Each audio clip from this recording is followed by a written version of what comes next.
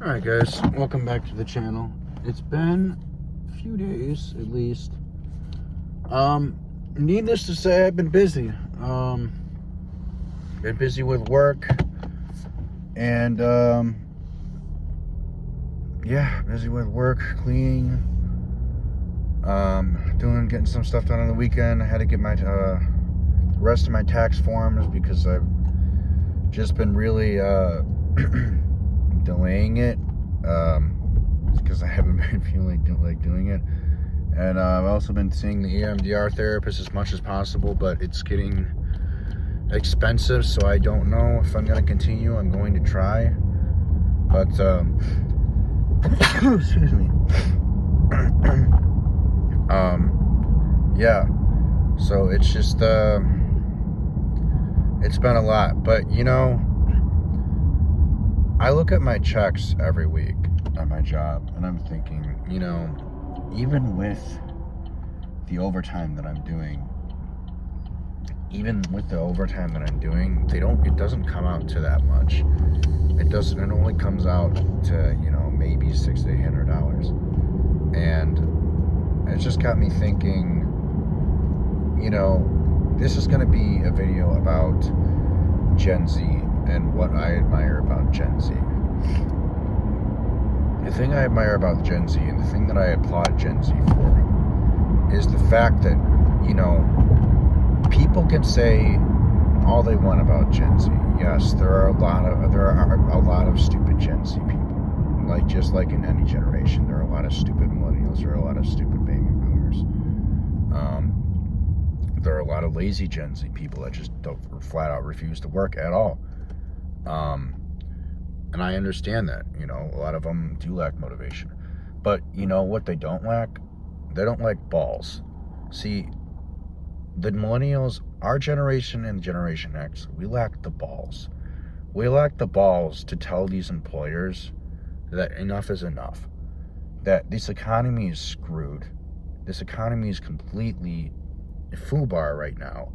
I mean, you have, the price is so goddamn high. People cannot afford to eat. I go into Walmart and I see empty food on the shelves. In the bathroom, open boxes. I see people stealing. I mean, it's bad. And you know, with inflation and the way the wages are right now, I don't blame Gen Z.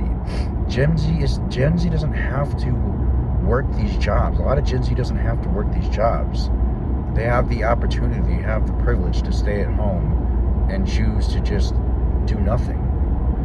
And I if you were to tell me, you know, even a few years ago what I thought about that, I would say they're being fucking lazy and they should get up and get to work. But you have, I mean, even in the last 4 years, we have seen the economy in the U.S. go from okay, you know, it's getting expensive, from bad, from, you know, somewhat bad, to downright nasty, terrible. What is it really wasn't even that bad in 2020. 2019, 2018, 19, 20, fine. Everything was fine. Gas was 2 something. Food was relatively cheap and reasonably priced. You could go, you know, you could go get you could have your basic necessities and you could pay your rent just fine. At least where I am in Illinois, just fine. I could pay my rent just fine. Back when I was making $16, $17 dollars an hour back then, which eventually got moved up to 20, and then I was really doing well. Once I was making 20, 21, I was set. But now, I mean, things have doubled and quadrupled in price. I mean, it has gotten to the point where, I mean, I saw a small little bag of M&Ms today, which was $2. Things are getting crazy. Protein bars, $3, $4. Bags of M&Ms, $2, $3. And you got employers giving out these same wages that we have seen for years now, $17, $18, $19, $20 an hour, and they're refusing refuse to go up anymore. Gen Z knows that these jobs don't pay anything. Gen Z knows that the money doesn't buy anything. That's why they're telling these employers, they're going up to these employers, they're telling them to screw off, to screw you. I'm not going to work for these shitty wages, because why should I? It's not going to buy me a house. It's not going to allow me to pay rent. It's not going to allow me to have a family. It's not going to buy me a new car, even a used car in a lot of cases. It's not going to buy me even food, basic necessities. It barely even covers basic necessities anymore. The money here is so little. I mean, it's not going to buy you any kind of thing of substance whatsoever. Everything is off the table now. What once was is no more. It's no longer. Back in, the 10s and the early 2000s, you could do that. I mean, hell, even in some places, back in 2015, 2014, 13, you could buy a house, with the 60, 70, 80, 100K job, 100K a year job. I mean, not that there are that many jobs like that. Not that there are, plenty of jobs that pay that much. No, of course not. There aren't. But at least, they had a chance back then. At least you had a chance to do something. But now it's just like, the money it's not worth anything. $100,000 is it's not what it used to be. And it's like exactly what Millennial Steam said at his channel. Like, it doesn't matter what's written on that paper as much as it matters what you can buy with that money. See, it doesn't matter if that number says $120,000, $130,000, $80,000, $90,000. If that money is depreciating so rapidly that you can't buy anything with it, then what it says on paper doesn't mean anything anymore. Because what once was a lot of money is not a lot of money anymore. It doesn't buy anything. And in Steam's case, it doesn't even afford him his studio apartment in Arizona that he rents. I mean, the guy has, I think 2, 3, 4 credit cards that he's got to put his rent and bills on because he can't afford it. And the employers, he tells his employers about this, and they just laugh at him. But Gen Z, no, Gen Z is telling these employers to screw off, to go fuck themselves, that they're not going to take this. They're not going to work for low wages because that's no benefit for them. They don't have to work these low wages. A lot of these Gen Zers are living with their parents. They don't have to pay a ton of bills. And the ones that are working are living with their parents and saving money while working. The ones that are not are staying with their parents and saying, screw this. The employers don't want to pay anything. The money doesn't buy anything. You try to move up. A lot of them went to the university, graduated from university. Now they're in a bunch of debt. They have all this education because that's what the baby boomers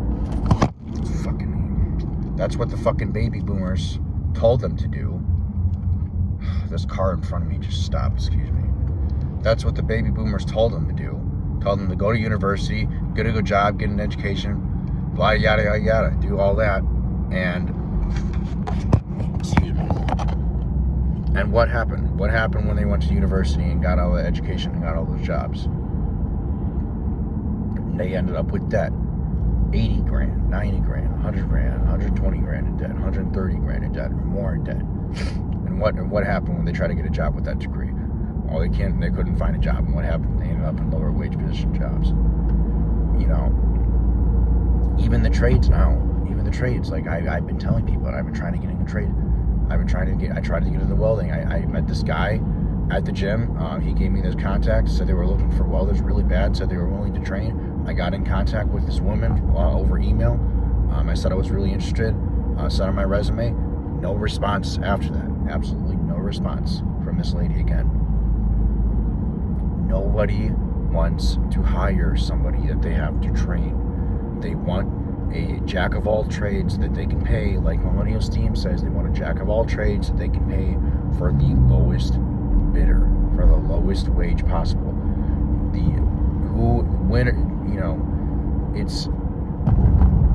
It's who's the, what is, how does that one saying goes? It's winner on the water. It's winner something. Who's the who's the fairest one of all? But in this case, it's who's the most winner, who's the most desperate of all, or whatever. Who's the most desperate person that we can find that is willing to work for the lowest wage possible, while we can make them do 4, 5, 6, 7 different jobs in a row for the same wage, the exact same wage. And Gen Z is not having that. They are not going to work for something where they are not going to work for a job where they have no future. They're not going to work for minimum wage because there's no future in minimum wage. You can't buy anything with minimum wage. You can't further your education with minimum wage. You can't get a car with minimum wage. You can't rent with minimum wage. You can't even buy food with minimum wage. You cannot afford anything on these crap jobs that these employers want people to take. Yet we still have people, even my comment section, Millennials Team's comment, other people's comment section saying, if you don't like it, well, then get another job, go back to school, study this or that. You cannot do these things if you are making a minimum wage, if you can barely afford the food that you are trying to buy from the store. If, let's say hypothetically, these jobs offered enough money for you to allow, the reason why these jobs don't offer enough money to allow you to do the things that you need to do to further your skills and further your how should I say this? Further your skills and allow you to make more money, is because these employers don't want you to. It's plain and simple. These employers are here to get the most amount of labor out of you for the lowest price. And the economy is set up this way. This is the way the system is. The system is designed this way intentionally. Because if we had a bunch of winners, if everybody could be a winner, then we wouldn't have so many losers in our society. We have to have a bunch of losers in our society. We have to have a bunch of low-level working proles, as Millennials Team says. I love his channel, proles, low-level grunts, doing the dirty work for the rich, so the rich can get richer and we can get poorer. So society can function, because without all these people, aka proles, working these low wages, these low-level jobs, we wouldn't have the society we have. The system is set up in a way to make sure that the majority of the population are going to stay at the bottom for the rest of their days, and the 5 to 10% of the people at the top are going to stay rich. And this is the way the system is. And as long as the government, and as long as people get into politics, as long as the government keeps telling you, oh, it's your fault, as long as people remain brainwashed into believing that it's their fault, that they can't fight against this uphill battle, this system that is completely and utterly fucking broken. As long as people can stay brainwashed and continue to point the finger at each other for why they're not where they want to be in life, instead of blaming the system, because it is the system. It is the system. We would not have so many poor people in this country, and I will repeat again, we would not have so many poor people in this country if the system was working, if the system was designed to allow anybody and anyone to move up ahead and get out of poverty. There are select few people who are allowed to get out of poverty. It is a roll of the dice by chance. It's about connections. It's about who you know. It's about where and when. It's about timing. It's very much about these things. Okay, education and experience. Yes, it comes. Maybe not as much education, because you can have a lot of education and still, if nobody knows you, then they're not going to want to. Companies not going to want to take a chance on somebody they don't know personally, right? Usually they hire friends of friends. But it is very much about connections, who you know, and timing. Okay? When you have all these things in order, once those things are in order, then the stars align, everything, then you'll have a much better chance of getting into a better paying job. But even if you do have experience, it's not a guarantee you're going to get into a good paying job. And if you don't have experience, well, you're going to have to find a way to carve out a bunch of time in your schedule to get that experience somehow. Work for free for a very long time until you get that experience and put that on your resume and say you have that experience. Otherwise, lie on your resume and, hope to God that you can somehow show them that you're able-bodied and capable for doing that job that you applied for, even though you know you don't have any real experience. So Gen Z sees the bullshit. They see the bullshit, and they're doing what Millennials and Gen Xers never wanted to do, which is to tell these employers to go fuck themselves, that they're not going to work for these shit-ass wages, that these wages don't pay for anything, that they know that there's no point of working for these employers, that these employers don't care about them, that these wages don't pay for anything, that they're not going to be able to buy anything of significance, and that this economy is completely fucked. And they're doing what's called, I believe it originated in Japan, they're doing what's called lying flat. They're saying no to all this. And again, I guess I don't have too much more to say about this, but yeah, I admire Gen Z. They have the balls to do what Gen X and Millennials never had. So I'm going to end this video there. Thank you guys so much for watching. If you did enjoy this long rant, please feel free to give it a like, share, subscribe, put a comment down below, and let me know what you think. I'm sorry. And until next time, guys, deconstructing narcissism. I will see you guys in the next video. Take care.